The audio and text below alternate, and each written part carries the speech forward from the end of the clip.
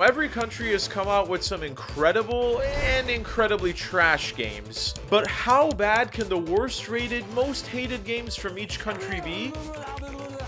I'm about to find out because I'm going to be playing the worst games from every country. Oh god, what did I just download to my computer? Graphics are garbage. Did they copyright that dude from Monsters Inc.? Wait. Up next is one of the worst things ever exported by the UK, other than colonialism and Marmite, which tastes like licking an old penny. Rogue Warrior was excreted onto the world in 2009, and the first thing you'll notice is the voice acting. Fucking asshole, you little bitch, you suck-ass pig. The voice acting gives Resident Evil a run for its money. Fuck your mother, your father, him in the ass. Which, if you're curious about, you can watch my Resident Evil video that has a lot of funny moments and includes voice acting. What? Oh no! Ooh, that's cringe. This is one of those games that is so ass that it's actually kind of good. The game should be good. It has all the components of a good game. You play as Richard Marcinko, or Dick, a special forces badass with a blatant disregard for authority. The best part is he's based on an actual real-life wildcard and badass Navy SEAL commander and founder of SEAL Team 6, who goes by the same name and actually licensed his name to be used in this game. You guys have no idea how insane this guy was. For starters, he named the SEAL Team Team 6 despite only 2 other SEAL teams existing at the time, just to confuse Soviet intelligence. After leaving SEAL Team 6, he founded Red Cell, a group tasked with testing US military security the same way hackers test security systems. By simulating full-scale terrorist attacks, including breaking into military bases, planting fake bombs on Air Force One, and even taking hostages. Surprisingly, Red Cell's extreme tactics, including psychological and physical torture of government employees, eventually led to Marcinko being removed from command on embezzlement charges, which he always claimed was retaliation for embarrassing high-ranking government officials. This guy's Wikipedia page is just a blast to read, so it's safe to say this guy's a little bit of a character. So of course it's fitting that the guy voicing him is Hollywood's own homegrown resident lunatic, Mickey Rourke. Is it supposed to glitch every 2 seconds? What just happened? Oh god, I have to sit through all that again. Clearly, something is going on, and the game is stuttering, lagging. I don't know how Steam allows this to be on their profile. None of these are actually high quality textures or shadows, so it doesn't even matter. Motion blur off. Not that it mattered. Not that any of this actually matters. The best thing about this game is the incredibly creative ways they string together curse words. I'm gonna f your mother ass and then I'm gonna chop her f***ing head off, okay? It's almost like art. In terms of a story, I'm pretty sure you can find a much stronger, better crafted story in a Steven Seagal movie. I'm almost convinced that they had to come up with a story, and honestly this pathetic excuse of an FPS game, as a cover so they can come up with the most creative curse words known to man. Even the kill moves give Bollywood movies a run for their money, when they actually work. Oh, there's a wall, no kill move. I love how this can stop a highly trained one-man army. That time didn't even do a kill move, because there was a wall. I couldn't do it because of the wall. Allegedly, you're sent to kill a bunch of North Koreans and Soviets because the Soviets must have done something unimaginably bad. Right? They set up anti-missile systems, but I'm pretty sure that's not really an evil plan as much as it is just a normal defensive thing most countries do to protect against a missile attack. Let's talk about the graphics. Now, I'm not expecting Red Dead Redemption or Crysis, but the graphics here are absolute sewage water. Sometimes I forget that this was made during the PS3 360 era because it feels like I'm playing something from a bootleg PlayStation 1. Now, usually I don't yap too much about a game's graphics, but this ugliness is too ugly to ignore. Most things don't have shadows, the objects are low poly, the water looks like sewage water drawn by a blind person, everything looks flat, and the objects right in front of you sometimes come into existence when you're a few feet away. Who put this tree here? Now, the game has 10 levels, and each of them are uniquely ass in their own way. But if you ever complained that a COD campaign is only 6 or 7 hours, play this and you'll know what short really means. Each level only takes 10 to 15 minutes to beat, which is actually a good thing here because that means your eyes don't have to gaze upon this horribleness. The worst part is that this game was actually $60 when it first came out. You genuinely have a more fun time picking up dog turds in a park than paying $60 for this game. All the guns feel the same, and none of them are particularly good. The sniper does as much damage as the assault rifle, and the LMG is only good because you can just hold down the trigger. But honestly, the best gun in the game is your starting pistol for 2 reasons. Because A, it's silenced, and B, it has unlimited ammo. But if you can believe it, it gets even worse. Because the hit detection is unlike anything I have ever seen. Sometimes you'll one-tap a guy, another time you'll just dump an entire mag into a guy and nothing. Oh my god, the grenades don't even throw well. Make sure to click that subscribe and like button if you guys enjoyed this video, because I got a lot more bangers coming out for y'all. But the absolute worst thing about this game are the mechanics. This is, believe it or not, supposed to be a stealth game. It doesn't matter if you're running or walking, crouching, or performing an EDM set. All of the enemies have the visual ability of Stevie Wonder and the hearing ability of Helen Keller. The AI is not just dumber than a rock, it's also as oblivious as one. Funny enough, there is multiplayer, but shockingly, no one was playing this thing online even when the game had first come out. Made by Rebellion, the studio that gave the world games such as Alien vs. Predator, no, not that one. The one on the Atari Jaguar, and Shell Shock 2 Blood Trails. Yeah, I don't know either, man. Oh, this game did give us one of the most iconic lines ever. The kind you only get from a real dog turd of a game. My balls, my hairy balls, wrap them around your mouth. Oh, and the end credits are amazing. Hope you assholes like fireworks. Ooh! Fucking commies keep getting in my way. No surprise, motherfuckers. Happy fucking birthday.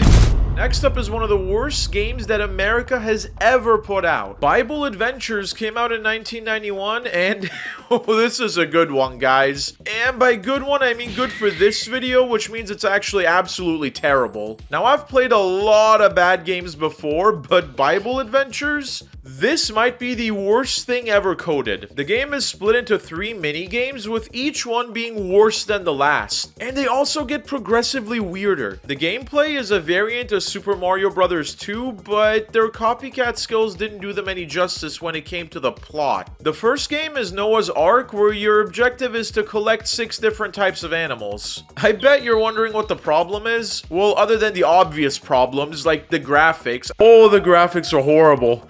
Oh, that burned my eyes. I hesitate, honestly, to call this graphics. It's just brown.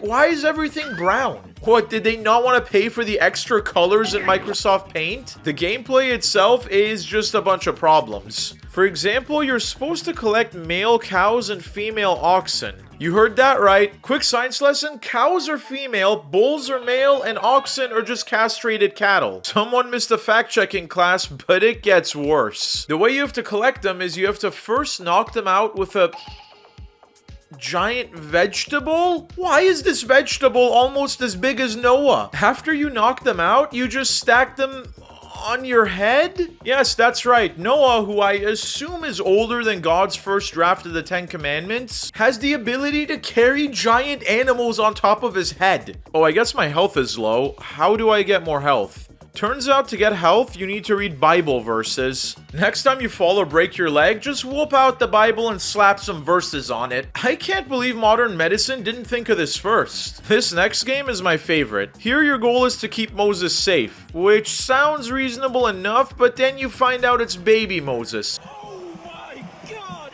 The concept is so shallow that even a toddler would question it. Okay, so I just have to take Moses. Wait, what? But it turns out holding baby Moses means you can't attack, making the whole thing a lot more frustrating because protecting Moses involves avoiding soldiers. So to get around this, you can throw Moses around. And it doesn't hurt him, and you can even throw him into the Nile. Makes sense, right? To top it off, there are no consequences for losing Moses, because you can just replace him with another baby. You have...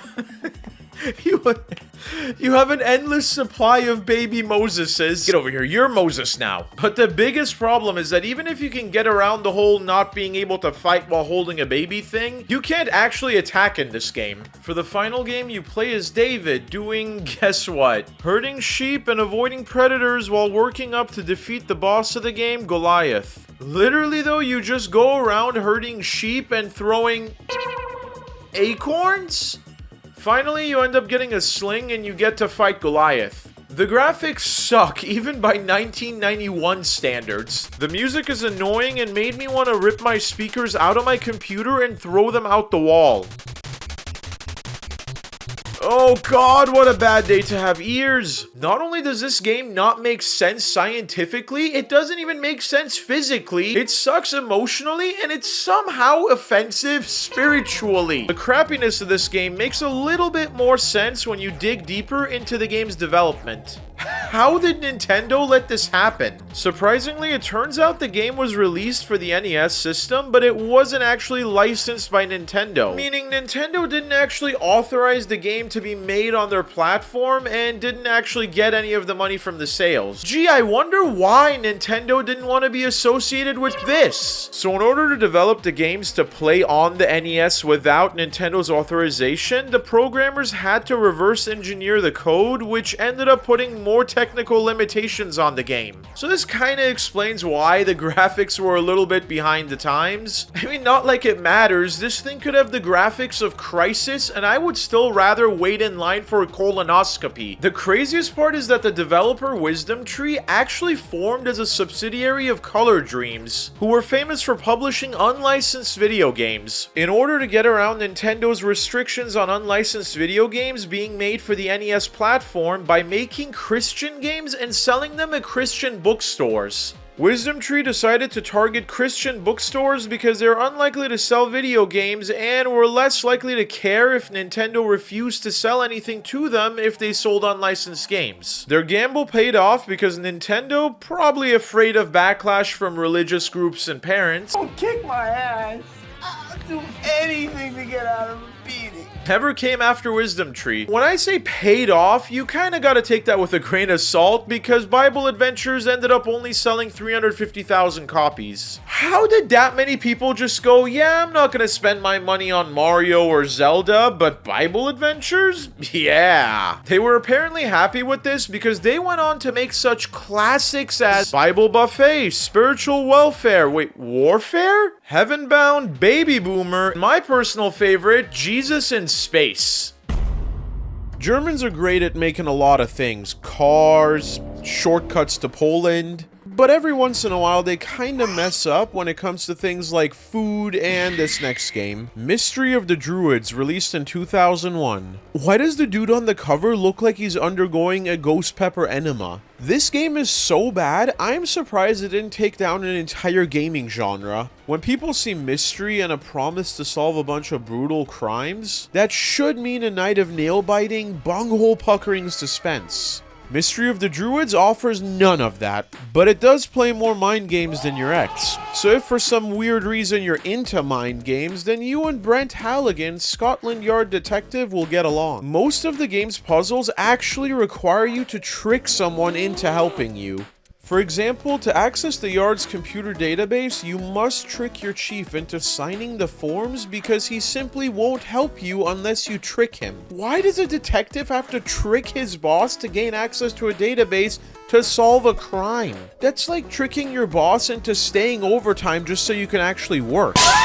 This game quickly started to feel like negotiating your way out of a crime like Reddington on Blacklist. But it gets worse. The first major puzzle forces you to knock out a beggar and steal his change to pay for a phone. What kind of detective, especially in 2001, doesn't have a few quarters on him? Wait, also what kind of a bum, low-budget detective is still using a payphone in 2001? Oh, and it still gets worse. Turns out Halligan's office phone doesn't work. Also, Halligan has lost his wallet because, of course he has, and his colleagues won't let him use their phone probably because he'd lose their phone too. This guy's the worst detective I've ever played as. This dude is so bad at his job that his coworkers and boss don't trust him with anything, including solving a case. Why do some of the characters look so weird? I mean, look at this guy. The real criminal is this dude's barber, and it just keeps getting worse and worse. The developers' attempts to get the game working properly on modern computers have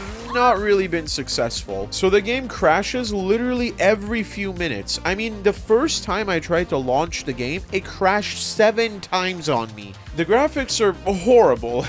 Honestly, look at this. This is the worst opening I've seen in a long time. And at least several years behind the time, even for 2001. The animations are blocky and painful to watch, and the environment just looks plastic and unimaginative.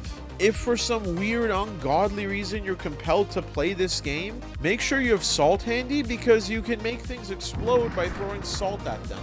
Somehow the game was pretty successful in Germany, but obviously a massive flop everywhere else. The German magazine Golem reported that it was quite successful, but Computer Games magazine called the game poorly designed, ugly, and rife with bugs. Yeah, I'd have to agree with the second one. And I'm a little concerned for Germany if this is what they took as a good game. Obviously they didn't care if you had fun when they made this game, but why couldn't it be organized or thought out like most other things made in Germany usually are? In 2014, the game's intellectual property was acquired by Nordic Games, and I just have to hope that they got it for free or as part of some acquisition of the entire company, because oh my god, can you imagine how sad it would be if they actually had to pay money for this?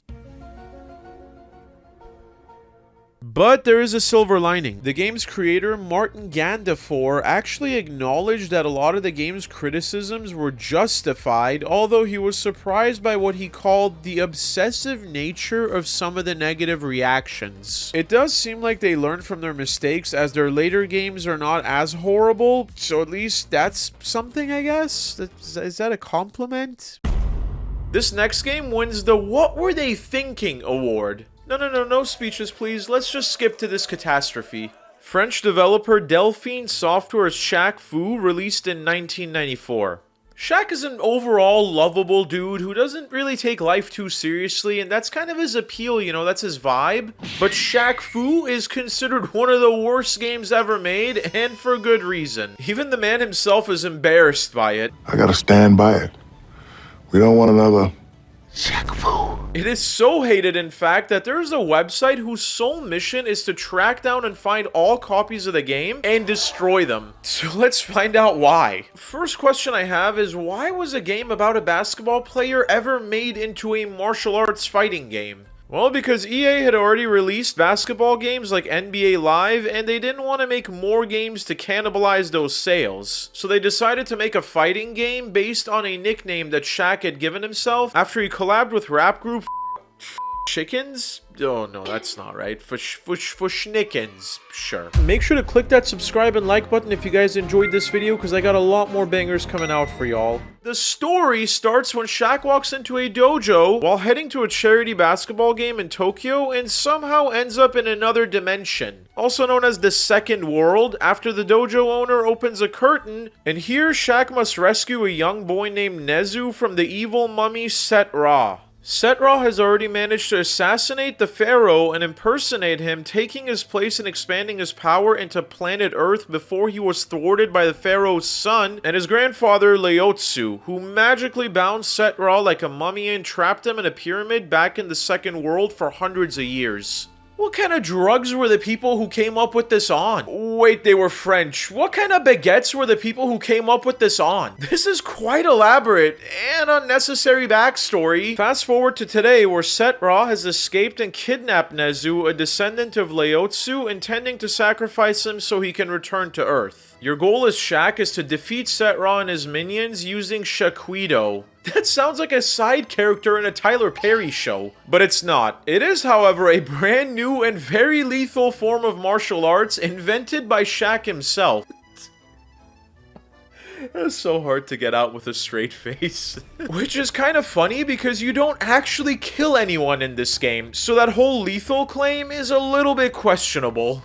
The game has different levels and amount of content based on what platform you played it on, which doesn't make a whole lot of sense. But nothing in this game does, so at least there's a theme. So given all this, it's not a surprise that it doesn't lead to a consistent player experience. Or a good one. Rumor has it that the studio Delphine Software, who had previously released the critically acclaimed Another World in 1990, had never even made a fighting game before, but actually had one in the works until they were approached by EA, told them to make Shaq Fu. So they just used what they already had. This theory is pretty plausible when you compare the game to Another World, because the storytelling in Shaq Fu, and again I use that word very lightly, is just done through still images and text rather than cinematics, almost like the developers were rushing. The characters you can play as are also totally random and make absolutely no sense, such as this jungle Catwoman, a half robot man from the future, and even Nezu himself, a literal child. But one thing they do have in common is they're really detailed and well crafted, and they all suck turds in their own unique ways. The funniest thing is that Shaq seems to actually be the weakest one of the characters, and the least developed, which makes no sense. The graphics are actually pretty decent for the time period, and the sound design is not bad in and of itself. It just doesn't make sense for the game and just feels random. Pretty much like everything else in this game. For some ungodly reason, actual people in an office sat around a table and decided to make a sequel to this turd sandwich, which is how the world ended up with Shaq Fu, a Legend Reborn, which was released in 2018. Surprisingly, it was also bad. This next game is a train wreck, but let's find out if it's any worse than Shaq Fu. In 2000, Slovenia gave us Pompeii, the Legend of Vesuvius. First off, this game is an absolute nightmare for any player that's not at all interested in anything historical, simply because the whole game is a 2000s historical adventure game centered around Adrian Blake, an explorer and world-famous cartographer. Now, historical adventure can go one of two ways. You can go the Assassin's Creed way, or you can go, your teacher doesn't really want to teach you bums, so he gives you some stupid educational game to play way. Let's find out what category this falls into. So basically, Adrian must go to 79 AD Pompeii to find Sophia before the volcano erupts in 4 days' time, destroying the whole city. With that stupid, why doesn't he just go back further in time? The gameplay could best be described as a hunter-gatherer simulator where the only thing you're really gathering is information. And the only thing you can do, I guess, is ask questions. But sometimes things get really spicy and you get to collect various items. Yeah.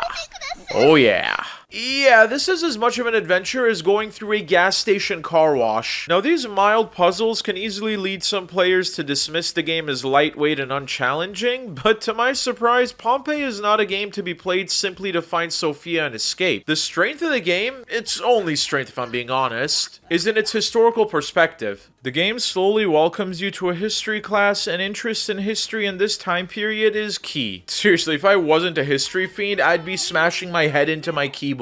You're meant to stop and look, not for the next clue, but at the city itself. Very early in the game, you'll find an amulet, and clicking it at any moment will bring up an encyclopedic article about the building you're currently in. But the game is about as exhilarating as a kick to the dingleberries by Ronaldo. Like I said, history class. Surprisingly, most of the game has nothing to do with finding Sophia, because even though it's timed, they made sure you will have enough time to learn about the extraordinary amount of visual and historical detail. It's so much fun, right? I mean, again, I'm kind of a history buff, so I kind of enjoyed this one.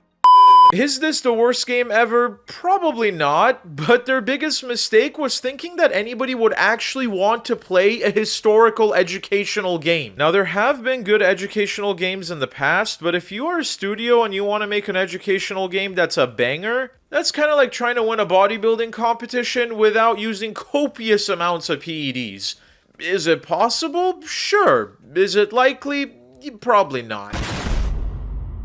With an outstanding 1 out of 10 rating from IMDb, Venezuelan Crazy Bus released in 2004. This next game is barely a game, probably because the degen who made it didn't even want it to be a game in the first place. No, seriously, this thing started off as a computer skills test, but now it's a pity that Venezuela is associated with this atrocity. The best thing about this game, hands down, is this absolute banger of a soundtrack. This is what all great DJs should be sampling. This game is what would happen if Desert Bus took acid, but was somehow still just as boring. Imagine pressing one button over and over again from the beginning to the end, or until you get tired, while listening to this. The unimaginably loud title screen music feels like being trapped in an elevator because you can't turn it off. The gameplay is moving the bus forward or reverse with the D-pad or keyboard to rack up points while struggling to keep track of the points and the bus because of the Microsoft Paint quality graphics. The only remotely fun part about this game, and the only time it actually gets pretty intense, is when you use the honk. I mean, if you enjoy being stuck in Indian-style rush hour traffic and this is your thing, go for it. I'm pretty sure this was only called a game because it ran on the Sega Genesis, and for lack of a better category, but if I was this dude's computer skills teacher, he would get an F-. For a game that seems to have been made in under 5 minutes, it's very overpriced. I mean, it's overpriced at any price. You could give this game away with a Happy Meal, and I would still try to return it. Hence the million-dollar question, why was this ever released? Now, this next game was so bad, it completely disappeared from shelves 3 months after its release. Stalin vs. Martians was a strategy game released in 2009, and I'm pretty sure it was the laughingstock of the whole gaming community and such an embarrassment to Russia that it's widely considered one of the worst games of all time. I mean, with a name like this, it had to be either legendarily good or just absolute trash. No in between. Not only is Stalin vs. Martians not a fun game, but it was barely a game. Look at the thumbnail for this. It's just Stalin in front of a bunch of books. This is supposed to be a parody of World War II games, and the game's lead designer compared it to Troma Films, which are these low-budget horror comedy movies. Honestly, a pretty accurate representation because this game is horrifyingly bad. Did they just generate random words and put them in a hat and just pick them out? KGB, historical inevitability?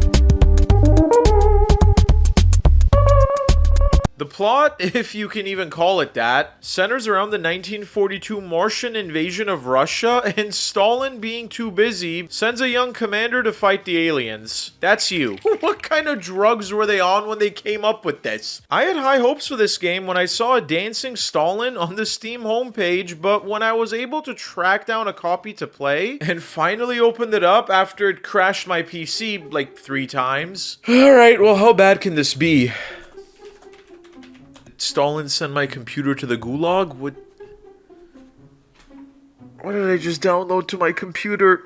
Alright, so quick update, guys. It crashed my computer like 3 times. First thing you'll notice is how pretty much most of the buildings kind of look the same. Just the same plain, unimaginative, depressing buildings.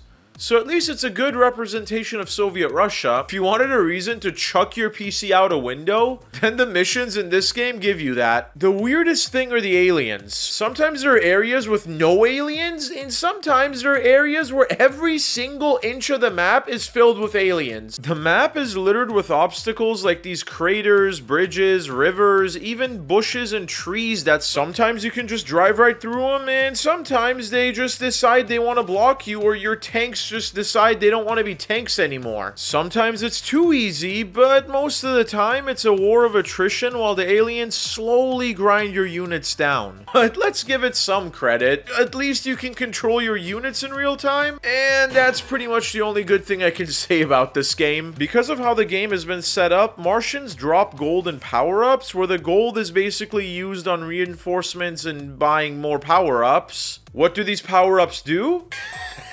I don't even think the devs know, honestly. I'm pretty sure they just came up with a bunch of randomly generated power-ups while plastered and just picked them out of a hat. Honestly, it doesn't even matter, because the power-ups are actually just there to tease you, because they last about as long as a fart in a tornado, and unless you move over them with the speed of a SpaceX rocket, they disappear. The concept for this game had potential. Oh god, what did I just download? Wait, no it didn't. But the missions themselves are a complete complete disaster. Wait, but it gets even worse. They forgot one of the most important things that an RTS game needs. There are no keyboard shortcuts to control your soldiers. That's right, if you want them to move, attack, hold position, or stop, you have to move your mouse to the bottom of the screen to click these buttons. And just when you think it can't get worse, it's full of glitches. And random music interruptions in the middle of the missions.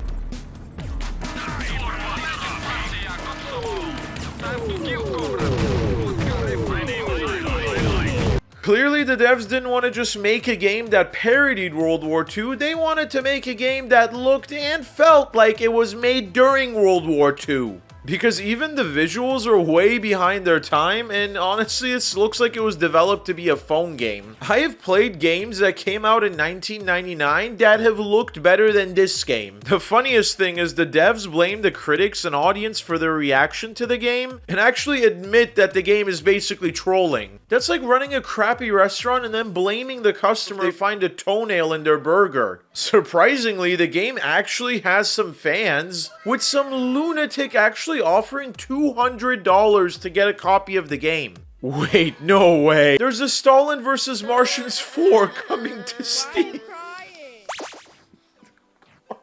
The best part is there's no 2 or 3. I guess they just skipped those. Because why not? It's not like anyone actually has expectations of this game. It's not like the name is even in the top 100 of their biggest problems. Next up is one of the most controversial games from South Africa released in 2019. Honestly, it's not often that I get to play a South African game, but I had to make an exception for this one. Boet Fighter. Is that how you say it? Probably not, but is infamous for its humorous take on Johannesburg and Alpha Bros being alphas. Our protagonist, Hard Eddie... Wait, why is he hard? Is he hard right now? Has had his I just want to apologize to all of South Africa. I'm just going to say it now. Just one big apology to get it out of the way. I'm going to butcher this whole thing. Has had his Binet, which I'm assuming stands for princess, stolen away by a mysterious stranger. Kind of like a Bowser of some sort. Eddie and Mod C, who honestly sounds like a off-brand soda you'd find in the discount section of Walmart, head off on a quest to retrieve her from whatever it is the developers had in mind. In terms of gameplay, the game has some pretty amazing stuff, but also some amazingly bad things. Also, man's over here looking like he has a giant redwood tree trunk for a neck. This game is really weird in that to fully get it, you have to be South African. Things like stereotype and vibe don't really resonate with a degen like me, but the humor is honestly pretty funny. You better be sorry, brother. Was not prepared for this loss. Really don't have much of a backup plan. The artwork and animations work with the comedic style, and everything actually comes together to make a pretty good looking game. But now we gotta talk about some of the bad stuff. The fighting mechanics are not accurate. Sometimes your hits should land, and they don't. There aren't that many moves, and the combat just isn't as satisfying as other fighting games. And then there are the technical problems. A lot of it is probably because of the budgetary constraints, but the game lacks any real sound effects beyond the repeated techno songs and the too often repeated sounds from Hard Eddie and the enemies he faces.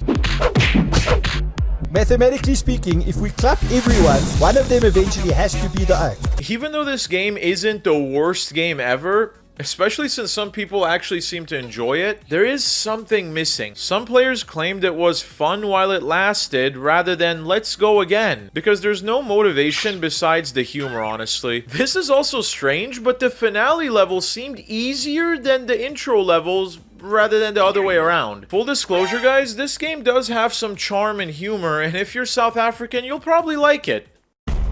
Coming up from Hong Kong is another game you didn't ask for and definitely didn't deserve. Bad Day LA, released in 2006. Made by Hong Kong-based Enlight Software, Bad Day LA had one job: to deliver something new, different, and fun.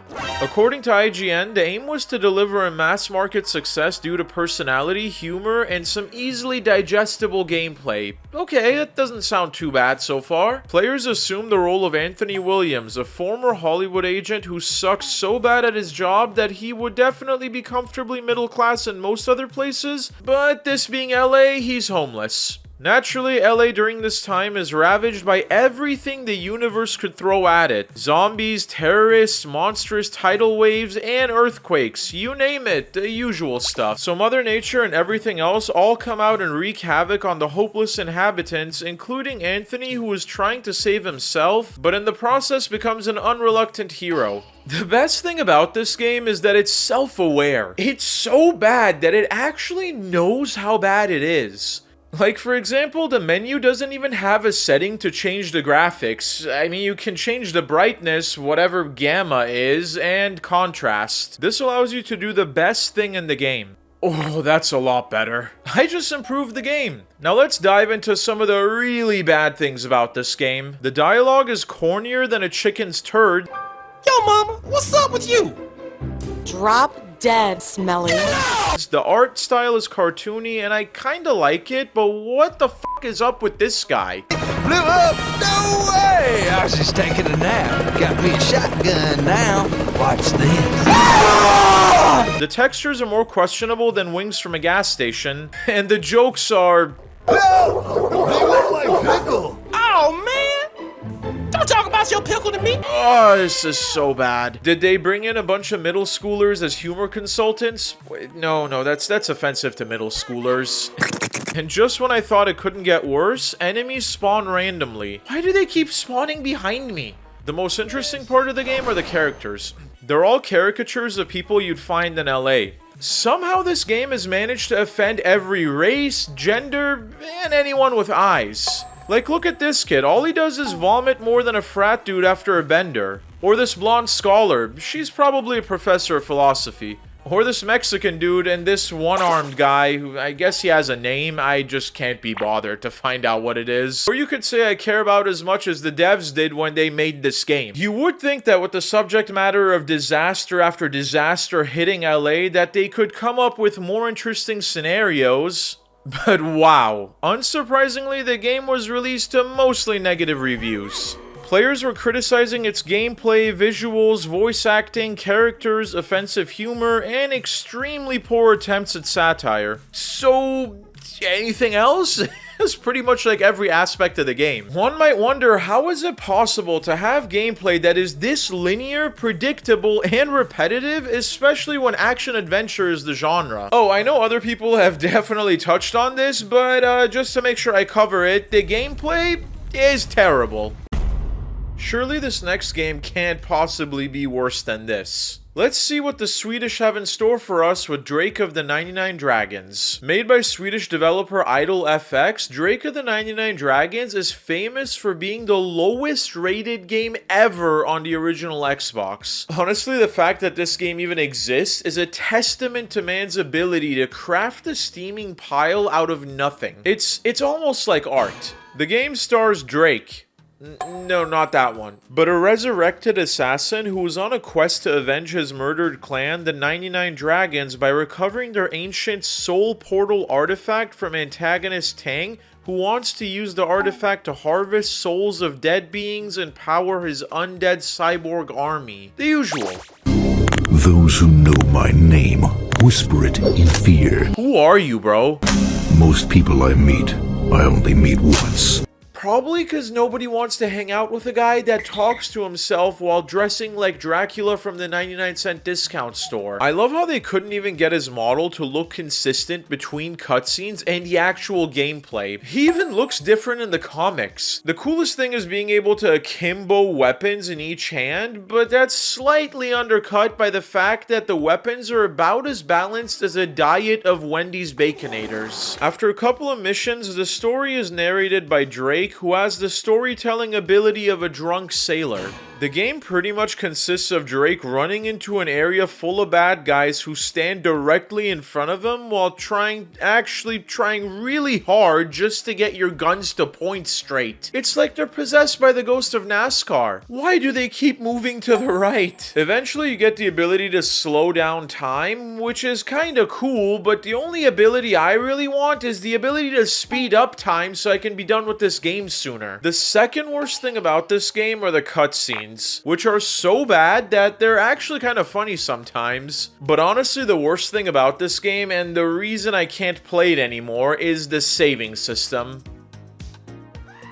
I can't tell you how many times I would get halfway or more through a level only to die and then have to start all the way from the beginning again. Which you could argue is fine if the game was remotely good, or if the missions were just more straightforward and not this hard. But this game has no right to not have an autosave every 20 feet. Surprisingly, the saddest thing is this game had elements that, if executed well, could have made it a pretty awesome experience. Akimbo weapons, cool abilities, and fast-paced gameplay. It was all there, but they pulled it off about as well as the Hindenburg. The only good thing about this game is the variation in maps and locations and the different aesthetics. I mean, granted, that's like comparing the aesthetics of a Circle K bathroom to the aesthetics of a porta potty, but honestly, the graphics aren't bad. I've seen people rant about it, and I don't get it. There are lots of colors, decorations, and small details, but none of that matters when you get to the bosses. Some are so easy, you just have to run circles around them, while others, like the final boss, are so hard that you literally cannot dodge some of their attacks. All in all, the story sucks, the music sucks, the voice acting is ass. Add in the new characters and scenarios frequently added with barely any satisfactory explanation, and the result is a story that you just won't desire to ever care about. And the gameplay is just about as bad as the story, if not worse. Weird, right? True to it, Drake of the 99 Dragons received generally negative reviews, with critics including the game in lists of the worst games ever made. Oh, but things are about to get a lot worse. Buckle up, because Hotel Mario, released in 1994, is gonna have you questioning what the Dutch gaming industry is capable of. Now, full disclosure, guys, I actually haven't been able to get my hands on a copy of Hotel Mario because for some reason, unbeknownst to normal people who actually touch grass, this game is considered rare and valuable by people who have touched more Pokemon cards than women. Hotel Mario is a single-screen puzzle video game that involves controlling Mario, or if you want to subject someone else to this torture, Luigi in two-player mode. Since its release, Hotel Mario has been considered one of the worst games of all time, but let's try to find out why. Some of you might actually be familiar with Hotel Mario, even though you've probably never played it, because its cutscenes have gained notoriety as internet memes. In terms of gameplay, you're searching the Club Koopa Resort for Princess Toadstool, who has been kidnapped by Bowser. Along the way, you actually manage to rescue the princess, only to have her be recaptured almost immediately. Mario and Luigi then make it to Bowser's Seizures Palace Hotel, where they first fight Iggy, who works at Bowser's hotel, before they defeat Bowser. Afterwards, Mario, Luigi, and the princess flee the hotel as it falls to rubble, restoring peace to the Mushroom Kingdom. The end. The plot is so basic, it was actually criticized for not having a hook strong enough to even carry any part of the game. In terms of the visuals, it feels like you just took some stuff that some dude outside of a 7-Eleven gave you and you're on a very horrible trip. The visuals are like some kind of fever dream Mario would have after ingesting copious amounts of gas station burritos. The concept can be somewhat exciting if it wasn't for the repetitive gameplay, because most of the missions are pretty much just kidnap, save, kidnap, save. Hotel Mario received mixed reviews, as some critics felt it was fun, but it just didn't have lasting appeal. Mostly because of the gameplay. Its unresponsive controls, voice acting, and full motion video cutscenes were also really heavily criticized. It was in fact so bad that Games Radar actually ranked it 48th on their top 50 worst games of all time list. Big Rigs Over the Road Racing. This is easily one of the worst games ever to be released. I shouldn't even have to explain why, but oh, I will. This game is actually so bad that not even Steam wants to go anywhere near it. And Steam allows some really weird stuff and trash on their site. So how bad can it be? Big Rigs Over the Road Racing is infamous for being released in a severely unfinished state, missing basic things like collision, physics, excitement, driving mechanics, fun, and any kind of AI. The game has racing in the title, but what am I racing? The other truck doesn't move, there are no people, and there's no objective. The world is more empty and lifeless than a Blockbuster on a Tuesday morning. I would say you're racing your own shadow, but even that is glitching in and out of existence half the time. Looking at the cover, you'd think the game consists of racing over US truck routes to be the first to deliver cargo and avoid being arrested by the cops. Except there is no cargo and there are no cops. Also, I'm pretty sure no US town looks like this. Wait, there's Nebraska. Oh, you can reverse. I don't know why you would want. What's going on? Oh my god. Turns out driving in reverse allows the truck to turn into a Saturn V rocket. Somehow things get even worse. Not only is there no time limit to complete the race in, there is no race. The other truck driver has clearly gone on strike and nothing will get him to move. None of the game's features are logical. How can a truck go uphill without a change in speed? Wait, there is a change in speed. It's actually going faster. No force on Earth can stop you or even slow you down. This game thinks the laws of physics are just suggestions. To top it off, some of the maps won't even load and just keep crashing my computer, leading me to believe they probably didn't even code them. Over the road is putting it mildly. The whole map is your road. The saddest part is they put in so little effort they didn't even bother to spell check before defecating this pile onto the world. Because completing the race rewards the player with the iconic image of a trophy bearing the legendary phrase, "You're winner!" You're winner. This is worse than a participation trophy. This is more ghetto than those awards you got in middle school just for showing up to classes. This game is actually so bad that Morgan Webb, co-host on X-Play, described Big Rigs as the worst game ever made, and hated it so much he refused to score it because the program's rating system did not allow for a 0 score. Almost everything in Australia is designed to kill you, including this game.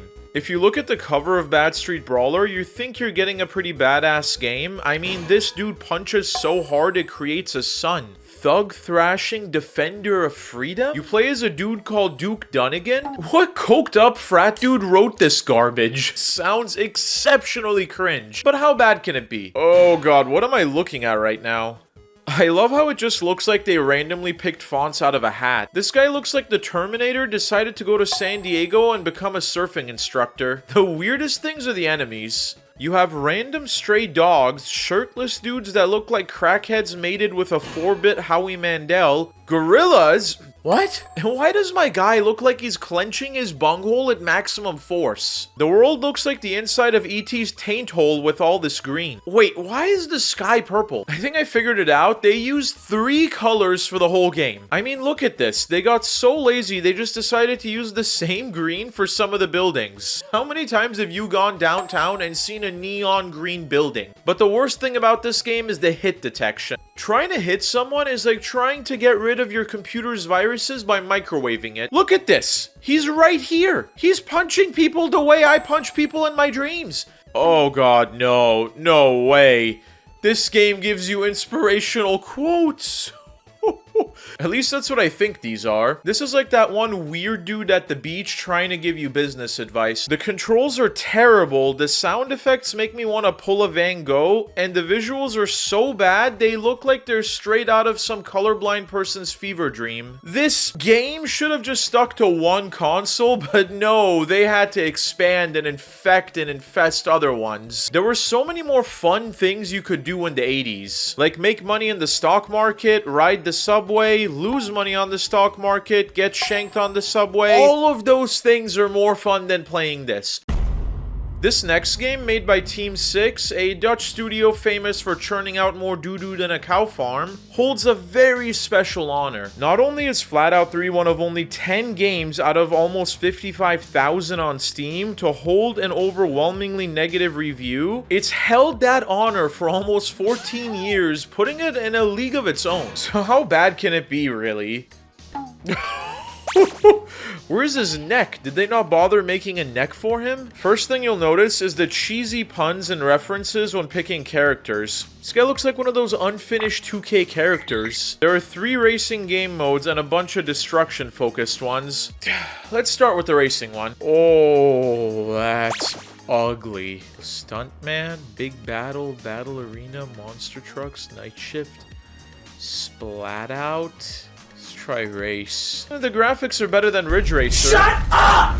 Being a racing game, you'd expect the racing part to at least be good. Yeah, no. The cars either handle like they're butter on an air hockey table, or like they have no power steering at all. The most surprising thing, and I actually found this out while I was playing the game, is that this game is a sequel to one of the best rated games on Steam, Flat Out 2. So it actually turns out that the devs that made that game, Bugbear Entertainment, were actually pulled from this project to develop Ridge Racer Unbounded, and Team Sucks was brought on in to develop this. The game is about as enjoyable as being waterboarded. I feel like I've lost more brain cells playing this than a 40-hour TikTok brain rot binge. The only good thing about this game is the exit menu. It's simple, elegant, and well put together. Fun fact, while filming this, I actually found out that Team 6 is famous for never actually having made a good game. The worst part is I actually spent $9.99 on this game. I could have gotten a burger or bought like a gallon of gas in California. Donating this to a pyramid scheme that only sells to other pyramid schemes would have been a better use of my money.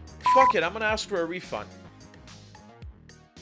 Oh, before I forget, these are my 2 favorite reviews about this game. This game is truly a masterpiece. It has the graphics of Need for Speed 1994, the immersive driving physics of Minecraft 3DS Edition, the car sounds of Gran Turismo PSP, the frame rate of TDU 1 PSP, and the car list of Need for Speed Porsche Unleashed. Every racing game should take notes. If they did, the racing genre would be an impeccable force. By the way, I am not being held at gunpoint. Or this other one. Man, Flat Out was such a neat game series. Until that one. Make sure to click that subscribe and like button if you guys enjoyed this video, because I got a lot more bangers coming out for y'all.